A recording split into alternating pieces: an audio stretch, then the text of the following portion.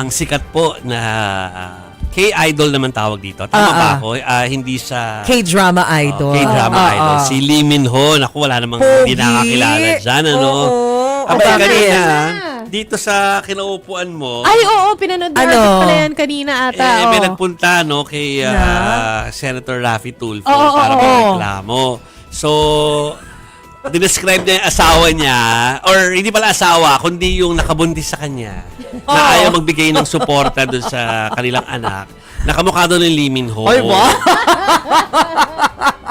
Okay. So yan po. Ang sabi po ni ni Senator Tulfo, Lee Min Ho, handa mo na sarili mo dahil tayo, DNA test kung talagang sa'yo. Kasi hindi siya naniniwala ng anak niya. So gano'n. Parehas yung hairdo nila. Pero kasi pag in love ka naman talaga sa tao, pogi naman talaga yung tingin mo sa kanya, di ba? Oo. Uy, same hair sila ha.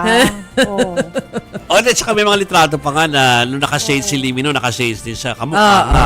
Pero anyway, pero ang hindi kamukha, Chiki, nasa same spot mo talaga si Manang.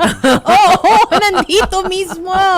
Oo. Yan. Yan pala. So anyway, mga kapatid, yan po trending tingnan natin kung talagang siya po yung ama dahil duda siya kung siya yung ama doon sa naging anak nitong si Madam na nagreklamo po kay Senator Raffy Tulfo. So hihintayin pala ang Hintayin result natin. ng DNA. DNA test ang ang katapat niyan.